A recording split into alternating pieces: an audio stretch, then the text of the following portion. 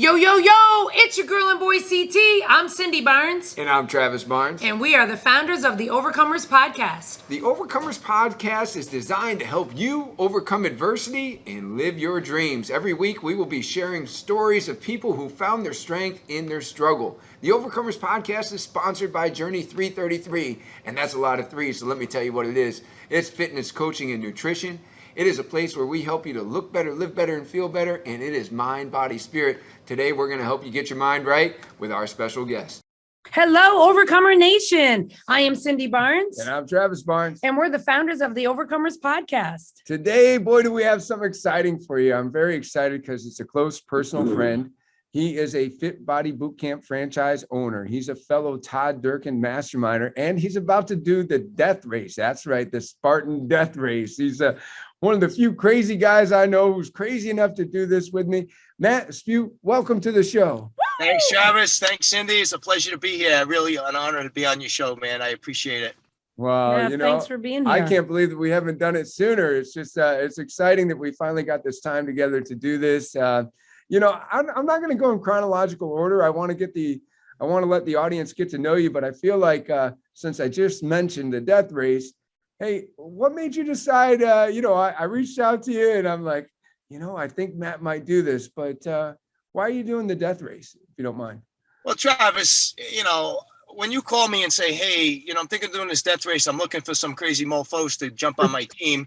I mean, that's to me, that's just like a given. I mean, once you put me in that perspective, how can I say no?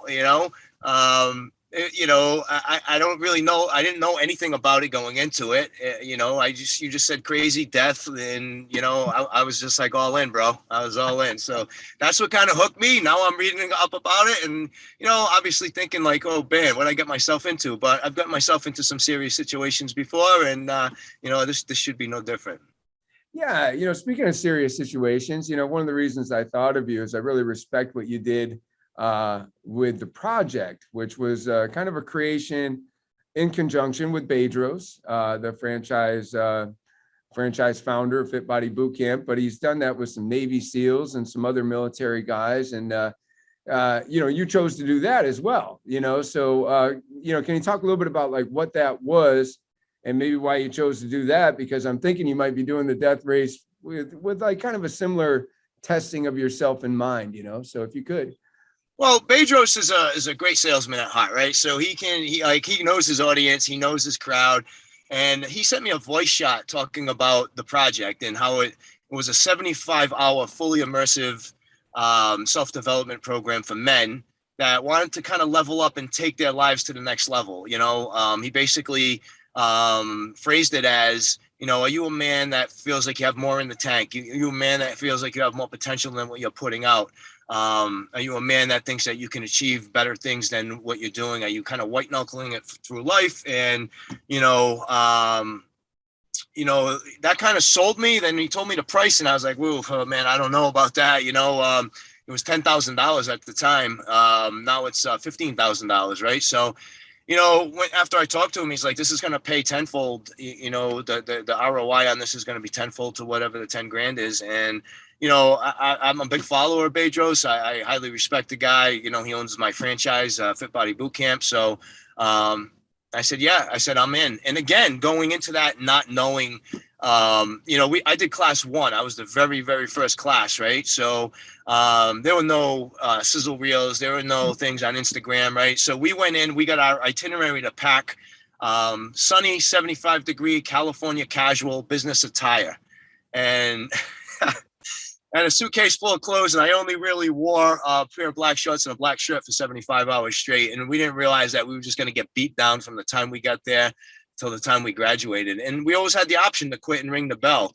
And, to me, going into that, I knew it was going to be difficult. I just had no idea how difficult. To me, I told my team, they're like, oh, you'll make it. I'm like, if I don't make it, I'm coming home with a toe tag. I mean, I'm just not ringing a bell. Like, I don't quit. That's just my mantra. And that's just how I live life, is like, I don't quit.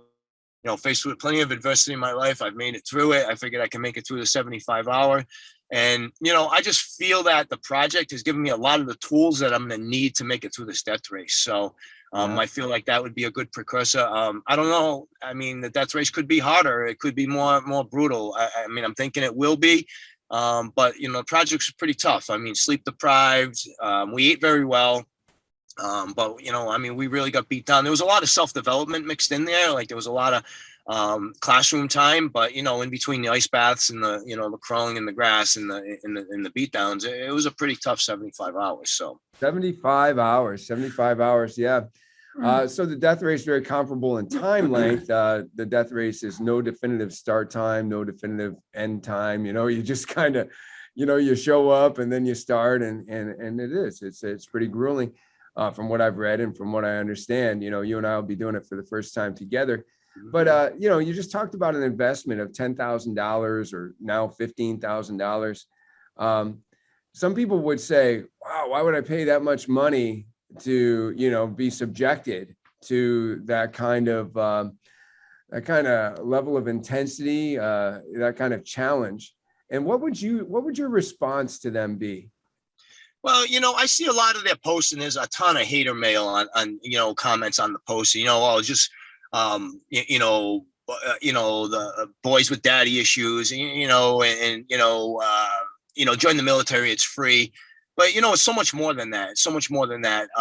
Why it was a good investment, it teaches you how to deal with adversity on every level. You could do nothing right in the project. Even if you did something right, it was no, too bad, it's wrong. And then when you're like, you're like, too bad, life's not fair. Do it again, do it again. And a lot of those tools have set me up for, number one, my emotional discipline. I mean, I was a very irrational person before the project. I'd snap, I'd fly off the handle. Like I'd show up at your house with a baseball bat before I talk to you. You know what I'm saying? So it'd be like one of those things where they taught me to like, hey, slow down, like stay in the zone, right? They give you 3 zones. There's a complacency zone, and then there's the military, the emotional balance zone, and then there's the reactive and irrational zone, right? And you always want to stay out of that zone, because when you're reactive and you're emotionally reactive, nothing ever good comes out of it, right? But also in the complacency zone, right? I tattooed complacency kills on my arm to remind me that we can't get complacent. You make a few sales and you're like, all right, I'm good for the day. You can't do that, and the project teaches you those tools to overcome like all these obstructions in life, like COVID. I mean, without the project, I may have closed I may have just thrown my hands up in the air and screw this, and this is bullshit. And, poor me, and COVID helped ruin my gym. But it causes you to, and Bedros puts this a good way, is that you want to, as opposed to looking out the window, pointing your finger and blaming this person, I'm a victim because of this. He tells you to look in the mirror and just say to yourself, like, what the hell can I do to improve my situation? What can I do to make things better? If you're late because of traffic, like, hey, too bad. I mean, even Grant Cardone said that. Too bad you should have left earlier. So when you start reflecting back on yourself and all the things that you could do better, some people say, hey, I'm hard on myself, right? Yeah, of course I am. I'm hard on myself. I don't want you to tell me what I'm doing right. I want you to tell me what I'm doing wrong so I can improve and get better every day.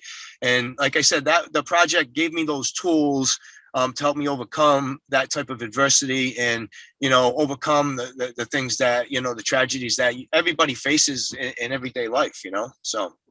Wow. I love all the stuff that you're saying. It's very inspiring. If you could give our audience one of those tools that you use to help yourself stay in that zone so that you're not so overreactive or too complacent, what's the name of the zone?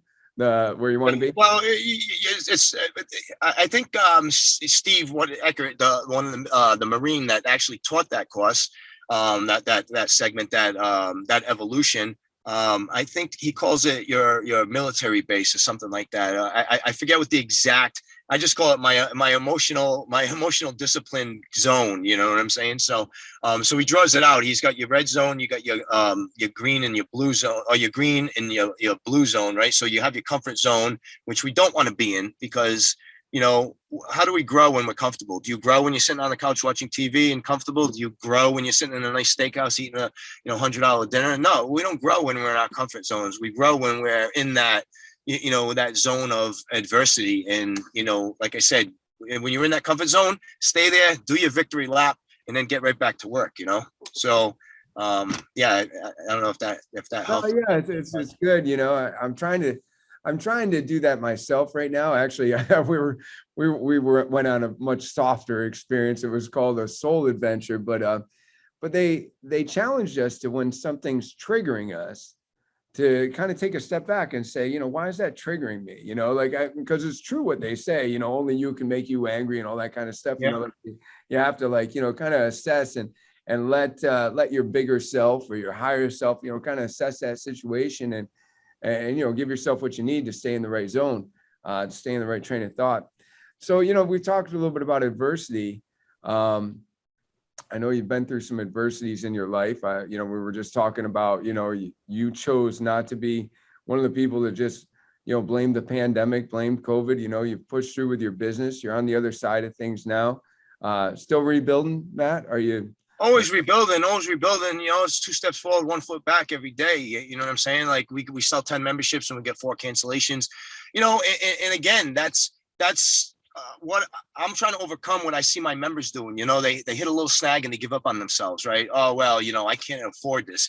No, you can't afford not to do this. You can't afford to just give up on yourself and let yourself fall into that level of mediocrity and, gain weight and put yourself at risk for these underlying health issues that are out there, So, so, like I said, it's I'm seeing this with you're a gym owner, you own 5, I'm sure that things are not much different in Rhode Island than they are in New York, right? You see people, they're like, I want to cancel my gym membership. Well, why? Well, I can't afford it anymore. Or, I get too much going on. What do you mean you have too much going on? You have too much going on to invest a half an hour a day into yourself? I mean, it's just ridiculous, So, anyway, so that's like, that just keeps me going. Is just like, I'll never give up, It's just like, I know it's going to be 2 steps forward, a step back. That's just how life is. There's never a perfect time to do anything, I mean, even like right now, today, I'm in a rest stop here. I'm driving up to Maine to volunteer as a junior cadre to this thing called the Squire program, which is kind of an offshoot of the project,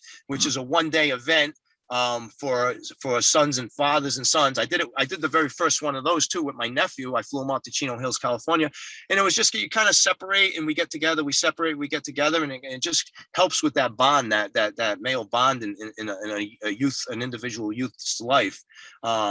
And so I'm going to kind of oversee how that is, because I feel like that's my purpose and my calling, is to kind of help the youth of today, guide them, just give them the opportunities that I never had growing up. I mean, I had great parents. I had a loving home life and all that stuff, but we weren't from a lot of money. And like, my parents didn't have that, mental mindset to like overcome and drive hard in business. They're pretty kind of hippie-ish parents, So, I just want to, and my father's like you're so hard on yourself and you're disciplined and this and that. Yeah, I know, Dad, but I need more. I need to drive. I need to, there's like the book, Rich Dad, Poor Dad, I'm sure you've read that, So I let my dad read that. I said, like kind of, the rich dad kind of, tells you to systemize your business so you don't have to be there all the time, where the poor dad says, no, you just got to get up and work every day, and that's, I'm from a blue collar family with that work ethic, so, so I'm just kind of looking to kind of develop I work for an inner city high school, and I coach their football team, and I do all that kind of stuff. So, again, I think I'm trying to get a little off base here, but that's like, there's never a good time. Nothing's ever perfect, right? So you make shit happen and you do what you need to do to get it done, Yeah, no, I like everything that you're saying. You talk a little bit about, you growing up and whatnot. What brought you into fitness? I was a kind of a tall, skinny kid.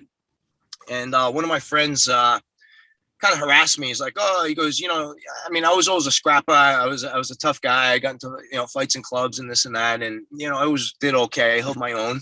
And one of my buddies is like, you're so skinny, you're gonna be getting your ass kicked soon, if you don't start lifting weights. And again, you challenge me, I'm all in.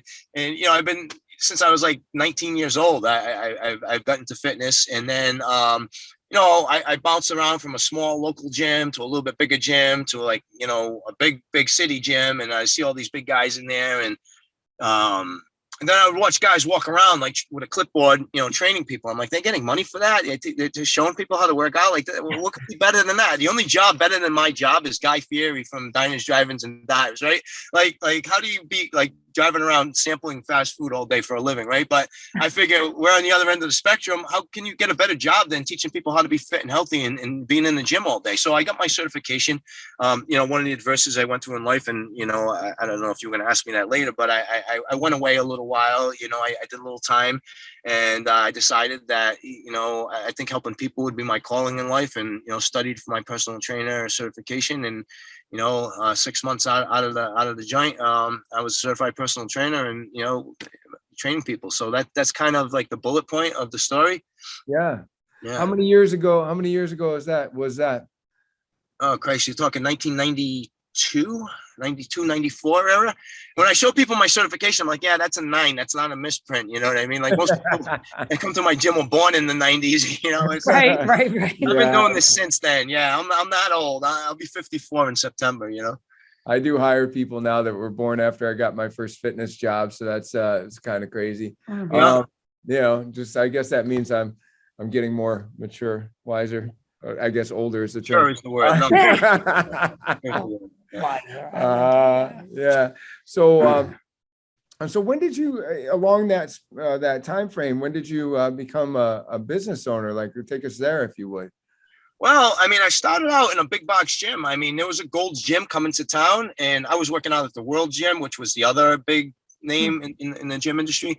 And I had been out to California and saw the Gold's Gym, and I thought Gold's Gym was like the cool place to be. It was like the bald guy with the weights on the shirt, that logo. They were very well marketed, and I was really excited when the Gold's Gym was coming to town. So I was there while they were doing construction, like begging the guy, hey, listen, can I get a job? Can I get a job?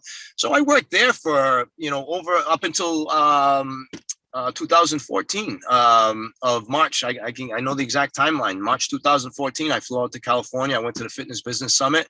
I saw the Fit Body Bootcamp format, and I was like, wow, I need to do something. I can't be like just paying rent and trading dollars for hours for the rest of my life. And I inquired about it in March. I signed my lease in June, and I opened my doors in September of that year. So it was like a fast whirlwind of no business plan, no idea what the hell I was doing. My business plan in the past, I've been, like I said, I've been a hustler my whole life. Still keep the rubber band around my cash. I had a black book where I kept my appointments, and I had a checking account, and that was about it. No systems, no follow up, no technology knowledge.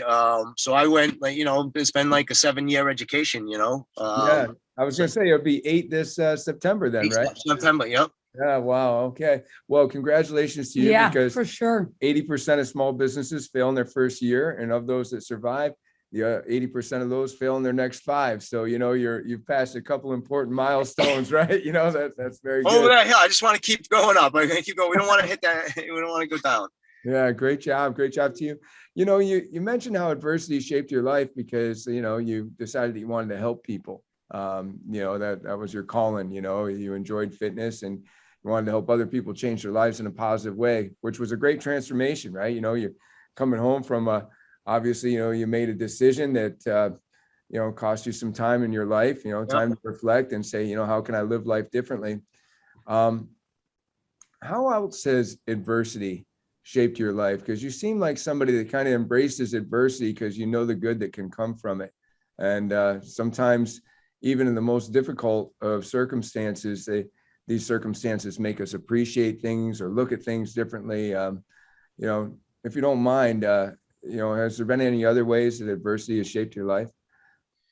Well, again, it's like a muscle. If you keep getting tested, you get stronger. I had a younger sister that was killed in a car accident, and like, there's nothing worse, for any family to have to go through than a loss of a, under a 20-year-old child, right? So, that kind of, again, that builds that resiliency muscle, right? So what do? Life goes on. You have to kind of pick up the pieces and go, because being down and self-destructing yourself, drinking, doing whatever, it just makes things, it doesn't improve the situation, So I always try to look at things like, your reactions, in actions cause a certain outcome, right? So when you react a certain way, you can expect a certain outcome, right? It's like foolproof, right? When you do stupid things happen to you back, right? And when you try to, stay on the right path and focus and just look at, again, it's very hard to find a silver lining in something like that, but you always have to look at, like, how things could be worse, when you're in that situation, it feels like nothing could be really worse, but I don't want to say time heals, but time lessens the throbbing of the pain. You know what I'm saying? So, you just, my dad, he's a very soft, sensitive guy, but like, he just kept moving on. He kept trudging through, and that affected him more than anybody because it was his daughter. You know what I'm saying? So, so I just watched him get up, go to work. He did what he had to do. He didn't like curl himself up in a ball and let life pass him by. So so that had happened, and again, that strengthens up your resiliency. Yeah, I was really tight with my grandfather. He was old, hey, listen, we're going to face the fact that we live and we die, right? 86 years old. I looked at the fact that I was grateful to have so much time with my grandfather, I also lost an uncle, at an early age. He was 39 years old. I mean, this is going back, probably over 20 years ago. Didn't even make it to 40. I lost my brother, January 1st, 2020, way to start the year, right? He had been living a destructive life, and again, didn't reach his 40th birthday. He died at 49. So with that, like, I didn't miss a day at the gym. I actually worked that morning. Like, I found out that night. I was on the schedule to open up, and I went to work at 5 o'clock that morning.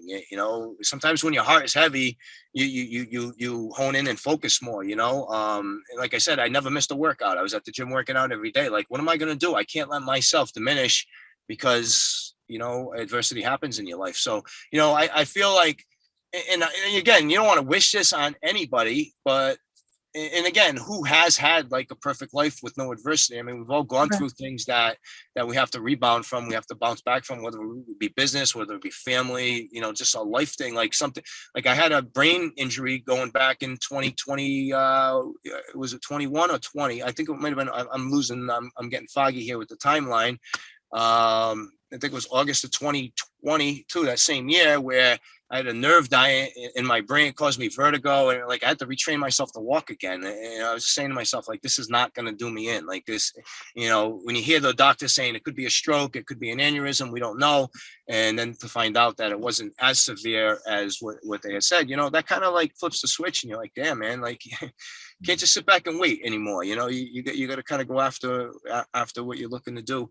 And like I said, that adversity will shape us, and again, going back to talking to, you being in the gym business, that sometimes people, they don't really snap until they reach that threshold of pain where they have to do something about themselves, where it's like, hey, listen, if you don't lose 40 pounds, you're not going to see your kid graduate high school.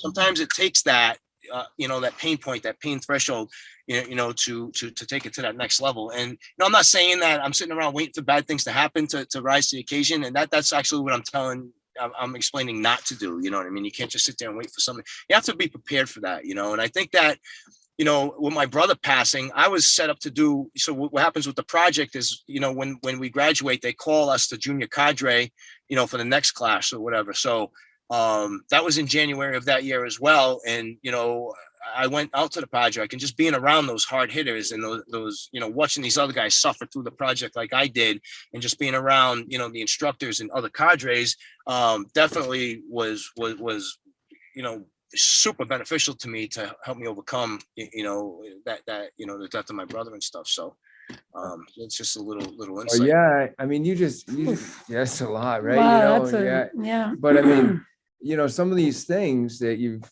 mentioned, they're the types of things that can really cause a person to give up. It can cause a person to just kind of lay down and quit. I was close to my grandfather as well. He was best man in my wedding.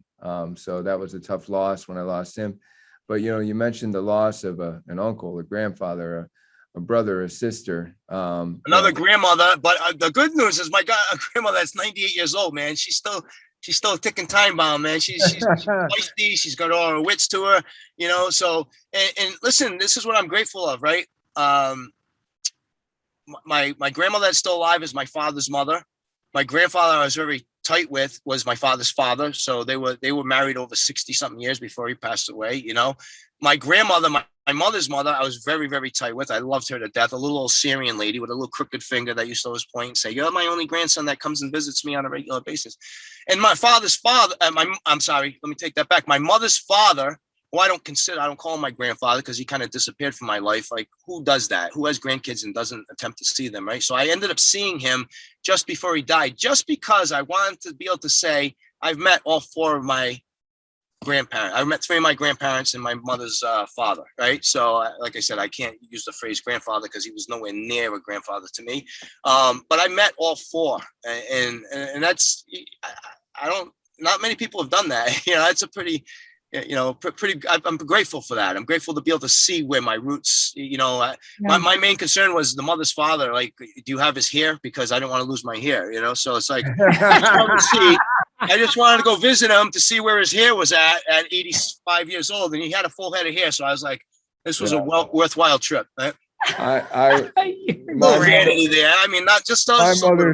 My mother's father is the one I got the hair from, or the lack of hair from. That's funny. So, you know, what you've kind of indicated is that, you know, in life, you know, some things become a tombstone, some things become a stepping stone for people, and you know, you made them a stepping stone. But I think that has a lot to do with the code that we live by. Like, you know, you have a thing on your arm that says, you know, complacency kills. But, you know, there must be some other mantras or core values that, you know, I think you must be a great role model to your members. And I like what you were saying about, you know, come on, your life is too busy for a half hour today to improve yourself. And, you know, you don't let life tell you to give up. So that's great for your members to be inspired and be around. And I hope that they know some of the stories, or at least they'll know them after this podcast. Yeah, I actually did another podcast with a buddy of mine, Jake Blanchard, who was a project graduate from my class 1. And I kind of, you know, he asked me, "You willing to tell all?" I'm like, "Hey, listen, you know, your past kind of defines you. You can't let it." I mean, let me take that back. That's not a really good analogy, because, like, if your past totally define, like, your past molds you, your past shapes you. I can't say it defines you. That was the wrong term. And I said, listen, this was shit 20 years ago, 30 years ago. If people are going to hold that against me when I was 22 and I was, you know, I went to, you know, and like, a lot of my members came in and they're like, "Wow, like, I never knew that about you." And it was funny because those on the backside, they say, not to say I'm surprised, but I just never knew that, you know? So, you know, again, like growing up in I lived in a city called Central Falls, and their notoriety, they had two badges of honor. One, it was the most, the whole city is a square mile, 1 square mile, right? And it had the most bars per capita in the country per square mile. There was a bar in every corner.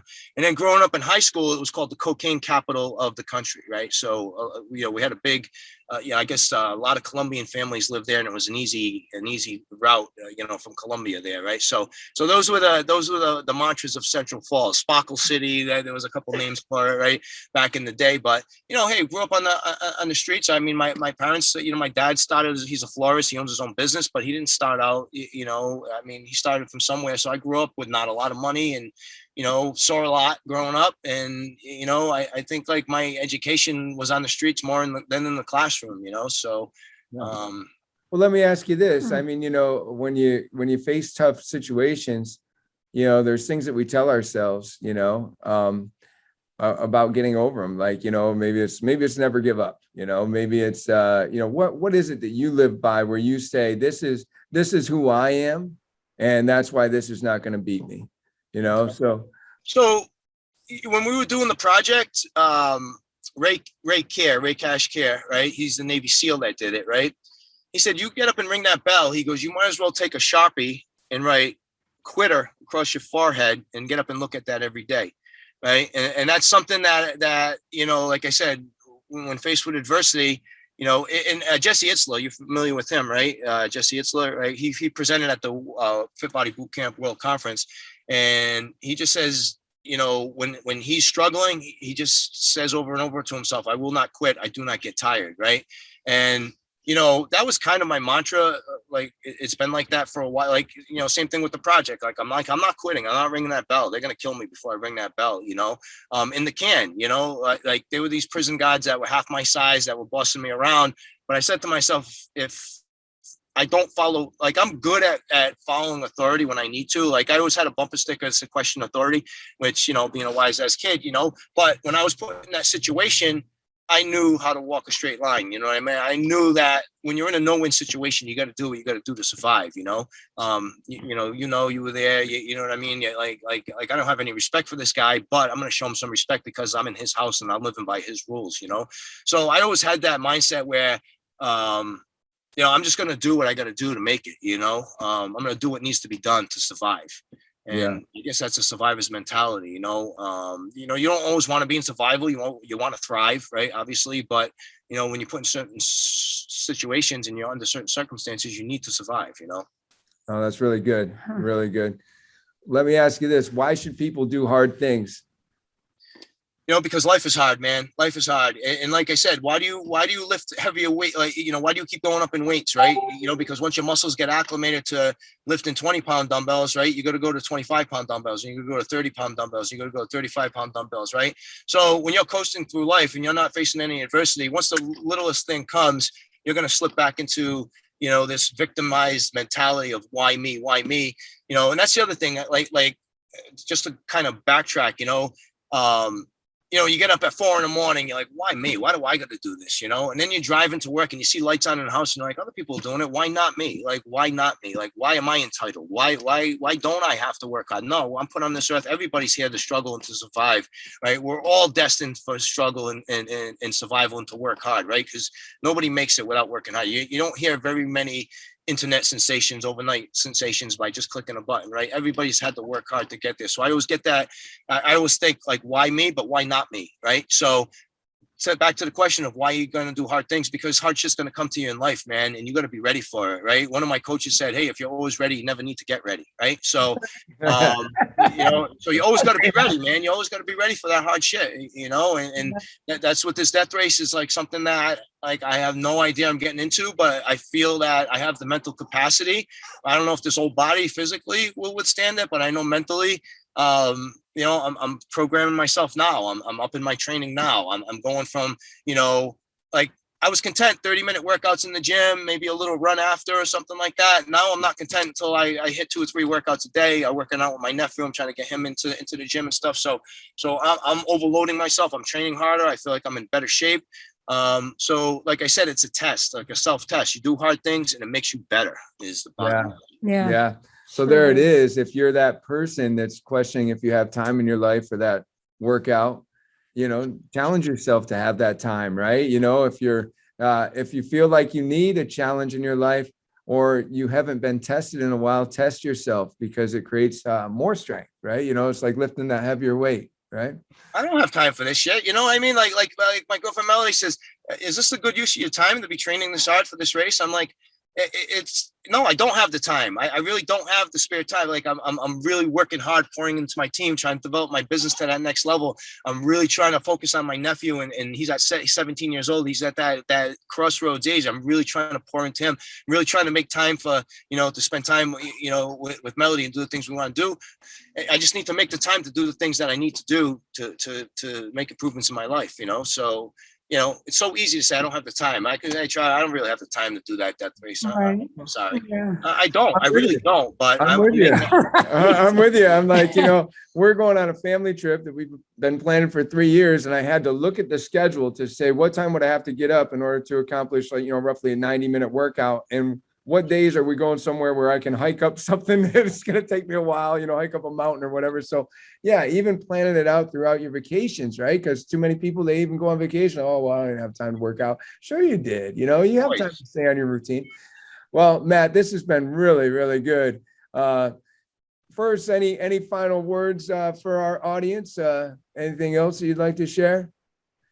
I mean, just kind of backtracking on what we talked about, right? Don't sidestep adversity, take it head on. That's all I can say is don't try to work around things. And like I said, one of the best things that I've heard is that, when you're going through a tough time, right? Stop looking out the window and saying, well, that's caused me to do this. That's the reason why I'm not successful. That's the reason why, I'm out of shape because there's too many McDonald's on the corner, right? No, you put the mirror up in front of you and you say, okay, I'm struggling here. What am I doing to combat that? What am I doing to overcome my struggles? Right. So it's all on us, man. Like, again, I believe in, community and team, and, that human beings are social creatures, that we need to rely on other people to help and lift us up. But ultimately it all comes down to you. You can't wait for somebody else. You can't rely on somebody else. And most importantly, you can't blame somebody else for the problems that you're having in life. Look at that reflection in the mirror and just figure the shit out, man. That's really good. That's really good. Yeah, that's a good take home right there. All right. And if people want to get more of you, connect with you, follow you, whatever, what's the best way to do that? I'm on Instagram at Matt Espeut, and Providence Fit Body Boot Camp. You could just we're over social media on that. You can email me directly, matt@provfitbody.com. Send you a copy of my book. I wrote that book years ago, Unleash Your Full Potential, and it was just kind of a compilation of like a bunch of articles that I had written and put together, just kind of a quick read, so stuff like that, just some of the, and I tell a lot of, my personal stuff and how I compare like fitness and business. Like, business was all new to me, but the fitness, I had that down, so it's like, the same principles apply to almost everything we do in life, right? It's about that mental discipline. It's about creating those habits. And, when you create habits, you don't need discipline, right? Like, do you need discipline to brush your teeth every night? I don't think so, right? Do you need discipline to, to take a shower every day? I don't think you need discipline to that. You just create those habits and stuff. So, so, that's, what I write about in my weekly article. It's on golocalprov.com. So, you can read my weekly blog, and like I said, I talk a lot about some personal stuff, and some ways that we can overcome some obstacles and adversities in life. Well, that's some good stuff. Definitely reach out to Matt to get more of them, get that book.